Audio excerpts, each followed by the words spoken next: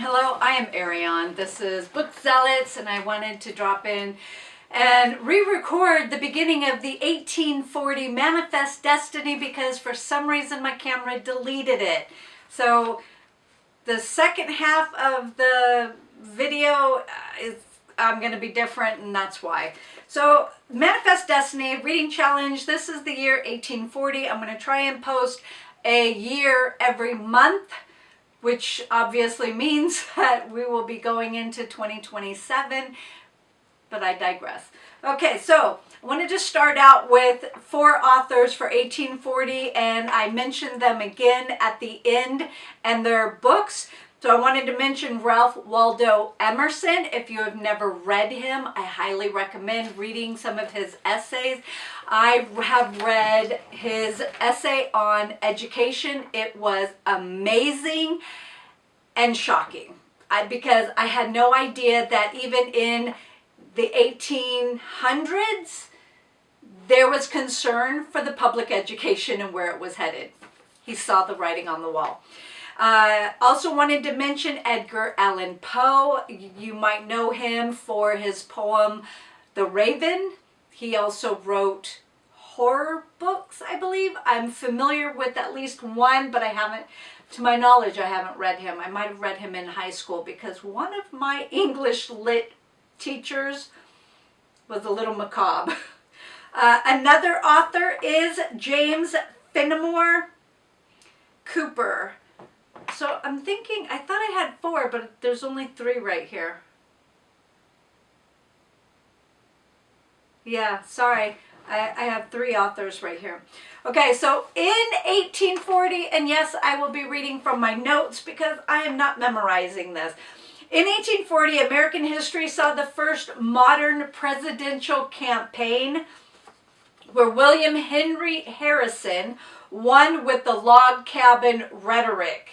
The log cabin rhetoric in 1840, central to his Whig campaign, transformed a Democratic insult into a powerful symbol of the common man, portraying Harrison as a humble frontiersman against aristocratic Martin Van Buren, using grassroots rallies, cider, and the Tippecanoe and Tyler 2 mantra, the champion frontier values, their independence, and their hard work. Basically, grit. Despite Harrison's own elite background. The propaganda. The federal government at that time, president was Martin Van Buren. The vice president was Richard M. Johnson. He was a Democrat from Kentucky, and I'm not familiar with this man. Chief Justice was Roger B. Taney. He was from Maryland. And the Speaker of the House Representatives, there were 2, but I only have 1 listed. Robert Mercer Taliaferro Hunter, I think. Now it says W. Virginia, which is very confusing because West Virginia did not come about until the 1860s with the Civil War, so question everything you get from online. I will be including this link, my notes, in the description box. So also the 6th census was taken for the United States. That's wild. And where is it? The top ranked populated, I'm going to name 5. The top ranked places were New York City, no surprise, right? Baltimore, Maryland, New Orleans, Louisiana, Philadelphia, Pennsylvania, and Boston, Massachusetts. So if you are interested or don't understand about Manifest Destiny, it is an ongoing reading challenge, your own challenge, to read anything on anything that was happening in America from 1837 to 1901. That means anyone born during that time period that has lived in America. So the person could have been born in Scotland, moved to America, and did something amazing in America, whatever that might be. That's for you to decide. I do also have a bingo, which is in the community section, but let me know if you need to find the link for that.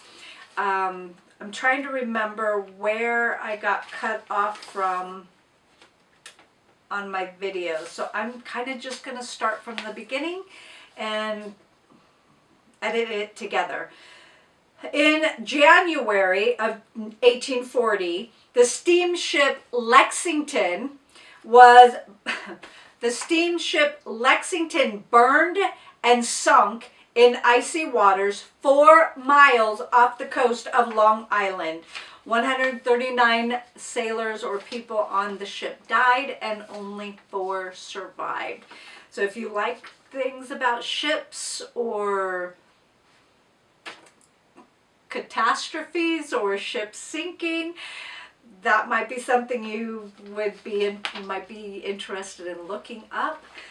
January 19th, Captain Charles Wilkes circumnavigates Antarctica, claiming what becomes known as Wilkes Land for the United States. I'm not familiar with this.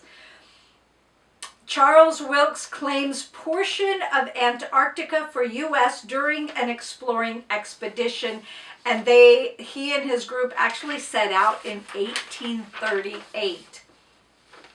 March 4th, Alexander S. Wolcott and John Johnson opened their Daguerrean, I hope that's how you say it, parlor. It's basically a photography photo studio. I can speak. They opened it on Broadway in Manhattan, and it was the world's first commercial photography portrait studio. March 9th, the Wilmington and Raleigh Railroad is completed from Wilmington, North Carolina to Weldon, North Carolina at 161.5 miles. It was the world's longest railroad at the time. During the Manifest Destiny, so much railroad was laid down and connected so much of the territory and made it easier to travel. So if you like reading about railways and railroads and trains, that might be something something to look into. And if you find a good book, let me know. April, the Raleigh and Gaston Railroad is completed. May 7th, the Great Natchez tornado hit. 317 people were killed and 109 injured. June 1st, 1840, the census was taken. November 7th, U.S. presidential election that I mentioned at the beginning. December 2nd, President Martin Van Buren is defeated. 1835 to 1842, this is mentioned, so I'm not sure what happened in 1840. The Second Seminole or the Seminole War, I'm not sure how to say Seminole. Is that the correct way to say it? So births that took place in 1840. So you can read about any one of these people. January 1st, Patrick Walsh, Irish-born U.S. Senator from Georgia. January 29th, Henry H. Rogers. He was a financier, so if you like reading about stocks or whatever, then that might be an interest. February 4th, Hiram. I always say Hiram. I'm not sure how to say his name. Hiram Stevens Maxim, firearms inventor. So if you like firearms, this might be the dude you want to look up. And Maxim experimented with powered flight as well, not just firearms or automatic machine gun. He also invented and had a patent for numerous mechanical devices such as hair curling irons, mouse trap, and steam pumps. Oh, also the menthol inhaler. He had suffered from bronchitis, so, the little puffer thing. So he invented something, probably the start of that. So I have quite a bit of information on him. February 9th, William T. Sampson was a U.S. admiral. So if that is something that you like, the history of the military. March 5th, Constance Finnemore Woolson was a fiction writer and poet. April 28th, Caroline Schawk, and it's S-H-A-W-K Brooks, was a sculptor. May 1st, Cynthia S. Burnett was an educator, a temperance reformer, and a newspaper editor. May 4th, George Gray was a U.S. Senator from Delaware. June 3rd, Michael O'Loughlin was a conspirator in the assassination of Abraham Lincoln. He was an American Confederate soldier, and he was later,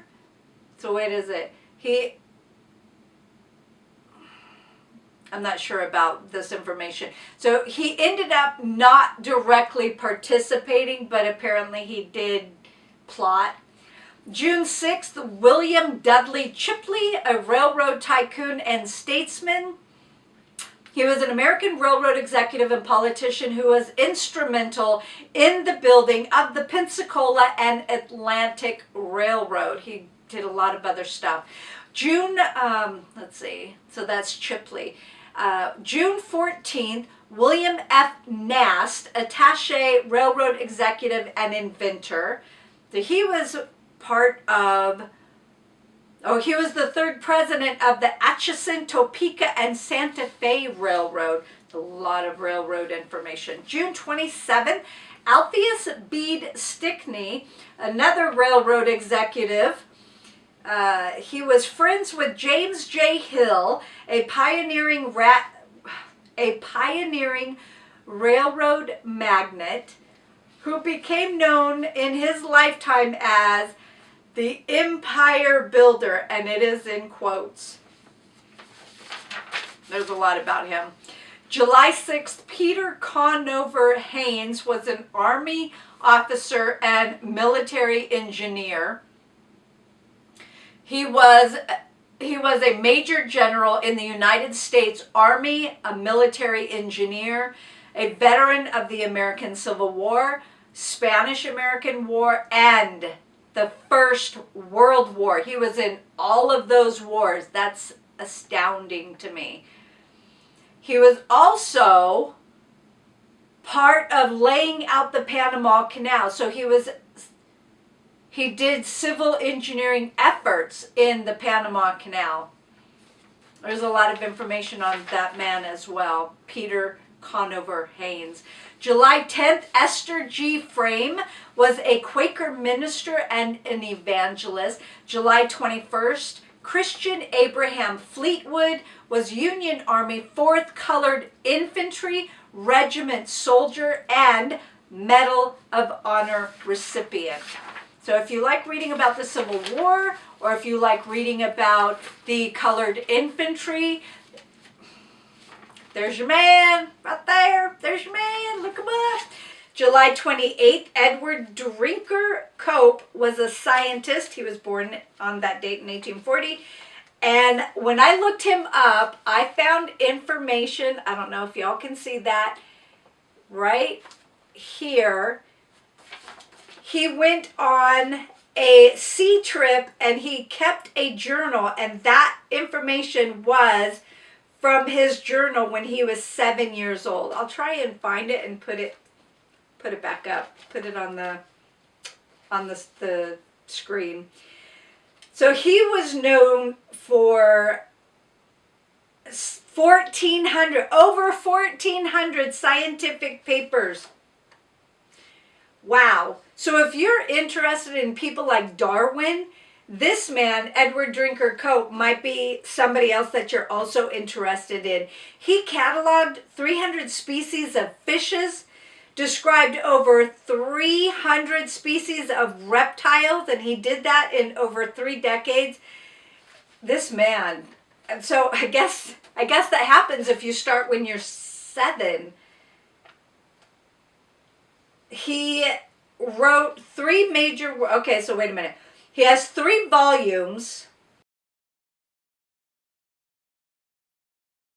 Formations of the West, Essays in Evolution. So like I said, if you're interested in Darwin, this if you don't know about this man, I would be very surprised. Oh, also, if you are participating in the the Jurassic Parks read-along with Cheryl at the Candlewick Library, you might be interested in this man because he is noted for the proposal for the origin of mammalian molars and his theoretical contributions, the Bone Wars, also known as the Great Dinosaur Rush. Here's a picture of him. So August 25th, George C. Magoon, railroad executive, was born. August 28th, Ira D. Sankey was a gospel singer and a composer. September 10th, William B. Avery, a Union soldier. September 22nd, Philip G. Shadrach, a Union Army soldier and Medal of Honor recipient. He was an American soldier and was executed for the participation of the Great Locomotive Chase by the Confederates. As a result of his involvement, he was posthumously awarded the Medal of Honor by the President Joseph Biden in July 3rd, 2024. September 22nd, D.M. Canwright, Seventh-day Adventist minister and author, later one of the church's severest critics. That's interesting. September 27th, Alfred Thayer Mahan, U.S. Navy Admiral, was a geostrategist and historian. September 23rd, Simon B. Conover, U.S. Senator from Florida from 1873 to 1879. He was an American physician and politician who served as a delegate to Florida's 1868 Constitutional Convention, a state treasurer, state legislator, and U.S. Senator from Florida. He was busy. He served in the House of Representatives, including as Speaker. October 1st, Anthony Higgins, U.S. Senator from Delaware from 1889 to 1895. The dates that I'm mentioning beforehand are the dates they were born, so just to a reminder. October 24th, Eliza Pollock. No, she was an archer, and she competed in the early 20th century. She won 2 bronze medals in archery at the 1904 Summer Olympics in Missouri, in the double national and Columbia rounds, and gold medal in the U.S. team. She was born in Hamilton, Ohio, and then she died in Wyoming, Ohio. She was the oldest woman ever to win an Olympic gold. She was 63 years old and 333 days. That's amazing. So if you're interested in female archers, gold medals, the Olympics, etc., she's your girl. You want to go ahead and stop? Thank you. November 24th, John Brashear was an astronomer. Earliest probable date for Crazy Horse. Do not ask me to try and say his name in his Oglala language. So he was the chief of the Oglala Lakota.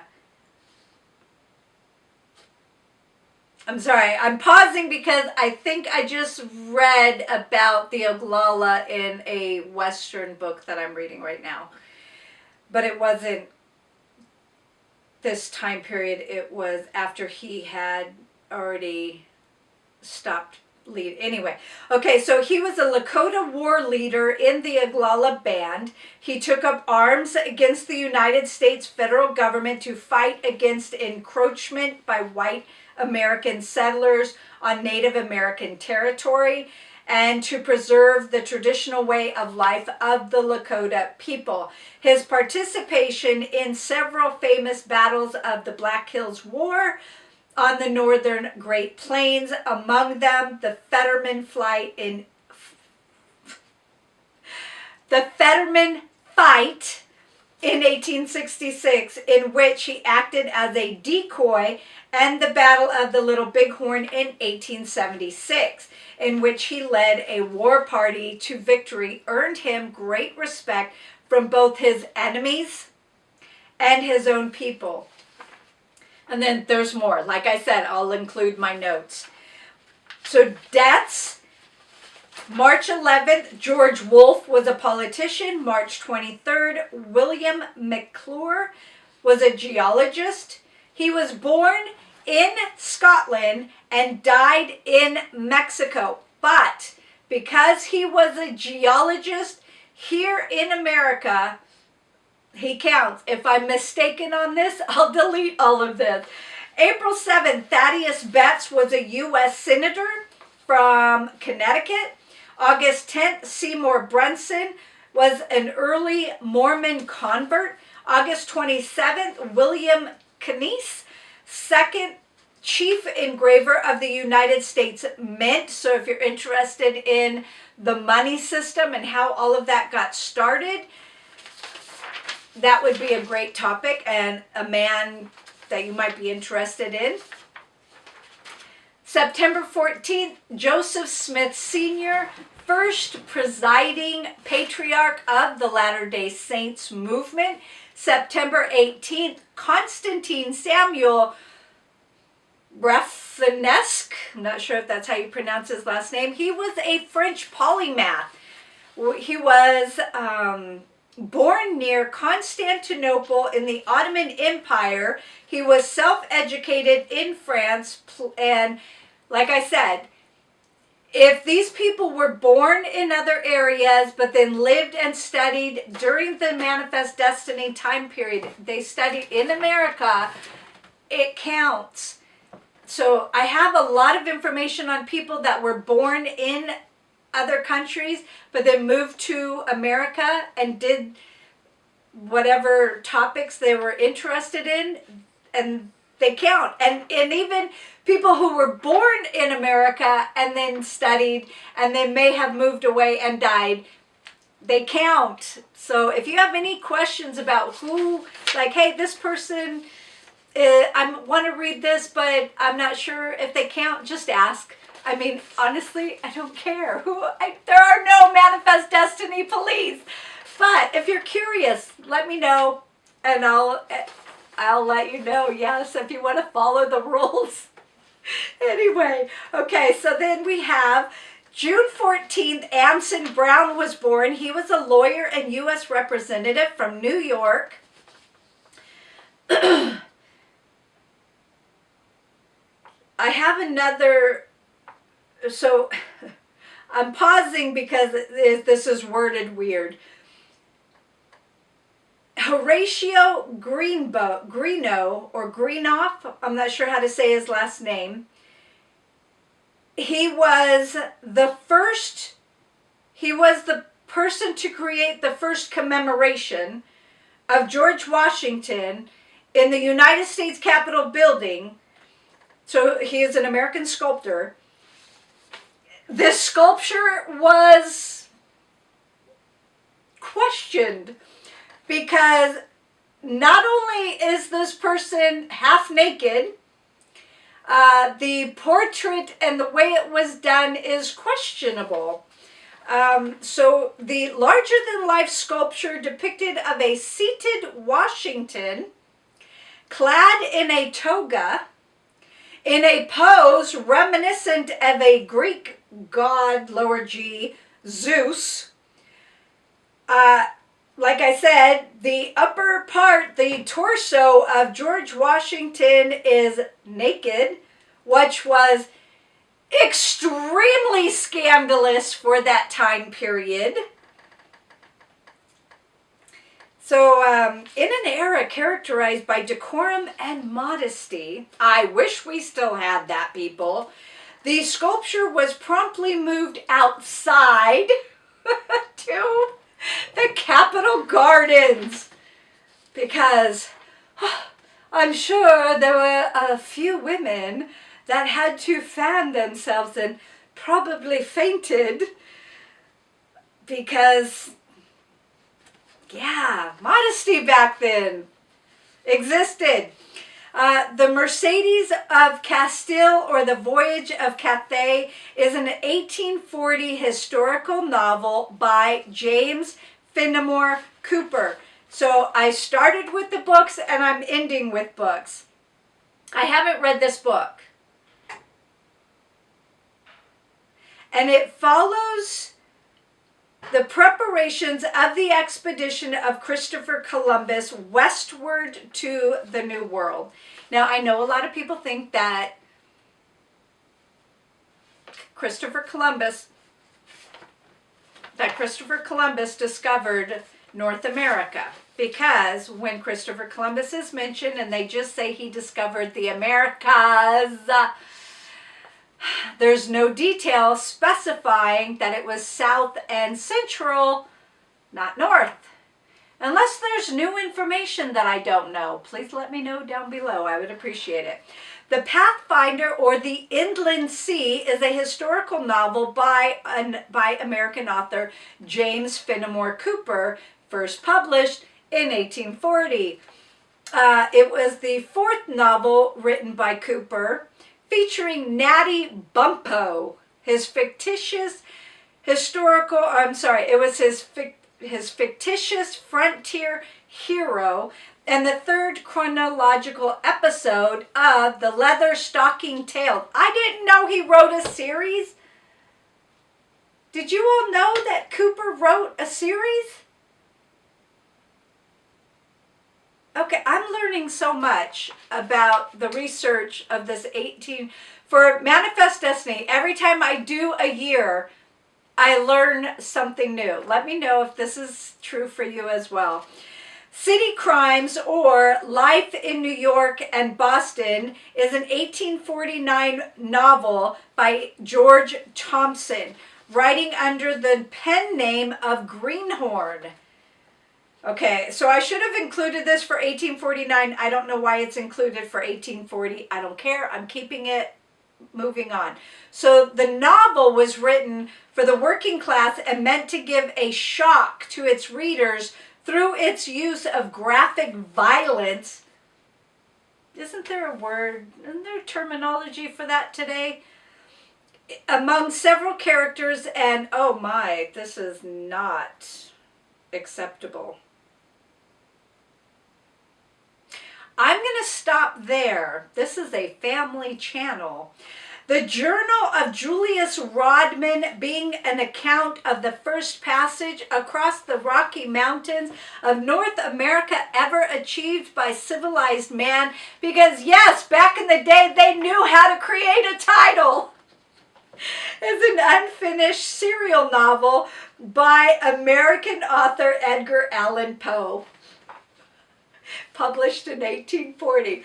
1, 2, 3, 4, 5, 6, 7, 8, 9, 10, 11, 12, 13, 14, 15, 16, 17, 18, 19, 20, 21, 22, 23, 24, 24 words in this one title by Edgar Allan Poe. Anyway, I hope this was interesting. Leave a comment down below. Let me know if you're participating. And let me know when you're participating, because yes, for 2026, we are doing it all year.